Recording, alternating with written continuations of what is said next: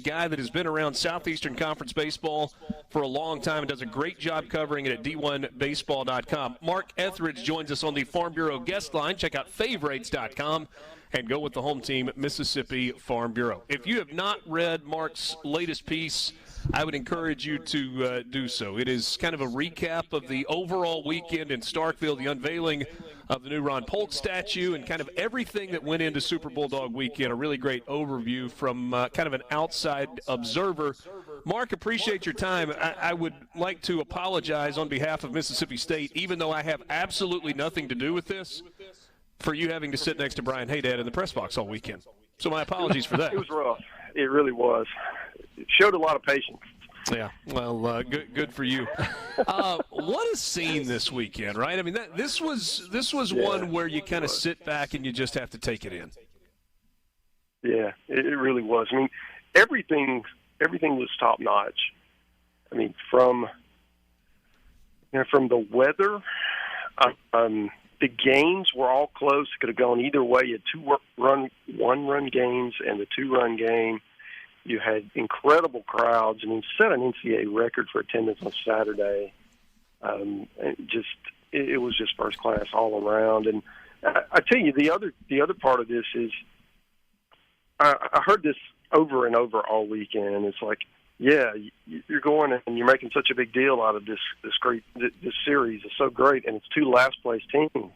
And I'm like, yeah, but you're making my point for me.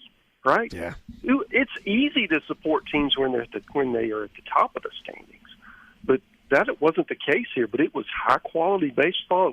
The games mattered.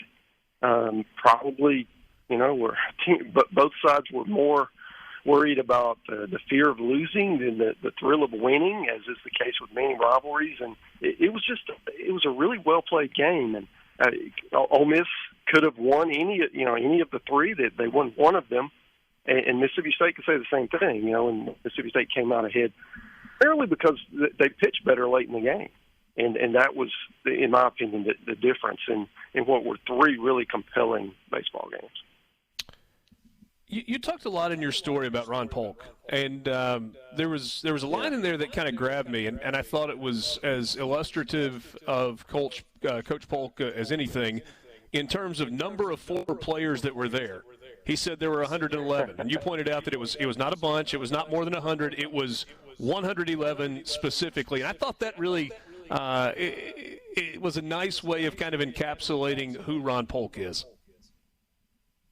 Absolutely, yeah.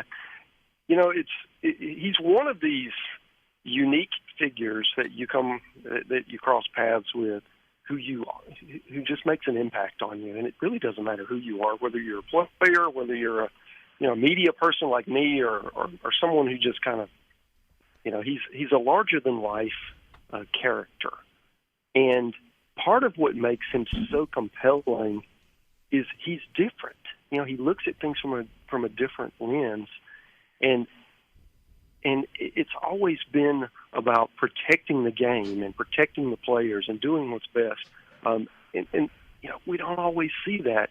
So many people are out to glorify themselves, right? And here this is this steward of the game, and he did that for a long time. I mean, his battles with the NCAA are legendary. Certainly his battles with the umpires are probably almost as legendary.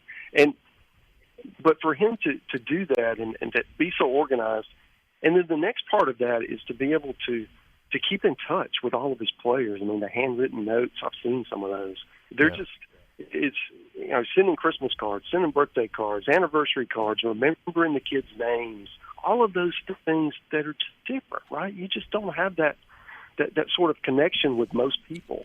And here he is, and he's doing it with hundreds, thousands even. It's just there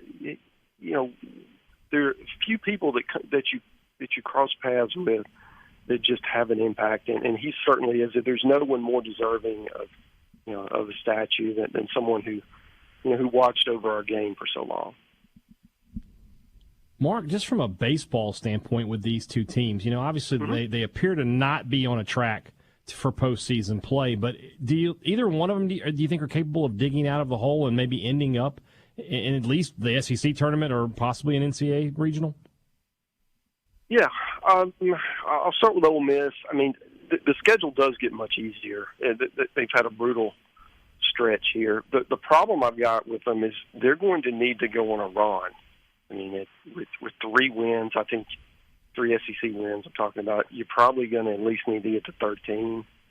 So that's 10-5 during the second half of the SEC season.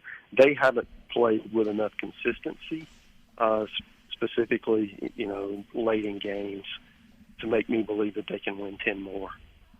So they would need to, maybe they win, maybe, who knows, maybe they can win 8 or 9 and then go on a run in Hoover. I think that's the path for them. For Mississippi State, I'm a little more bullish on, just because they're playing better. They're healthier on the mound. They pitched as well this weekend as certainly as they have since the early season anyway. And they've got more pieces. Aaron Nixon is a game changer for me at the back end of the game. He's going to be a problem for people. You pair him with Dome at the end of the game, and you've got 2 guys, to come out of the bullpen. As Ole Miss can tell you, that's a huge advantage. I think the other part, both clubs have really good offenses. I think right now Mississippi State is just playing with a little more confidence, and their schedule is pretty similar to what Ole Miss is facing, but they're a couple games ahead. So if they can get to 13 wins in the conference, which is an easier path, right? So I think they've got a chance to at least go into those last few weeks, and it will matter. They'll have a chance to play their way in. Whereas you'd have asked me this question 3 weeks ago, I would have said absolutely not.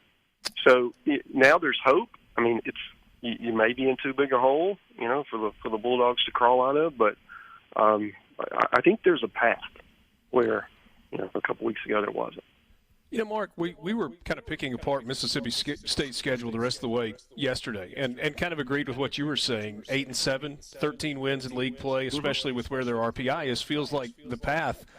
But what is that when you think about the remaining schedule? So they've got Auburn this weekend on the road, and Auburn is obviously a team that's struggling. But they've also got Arkansas and Texas A&M and Tennessee, which doesn't feel nearly as daunting as it once did, and LSU's the other one in that. So where do you find those 8 wins?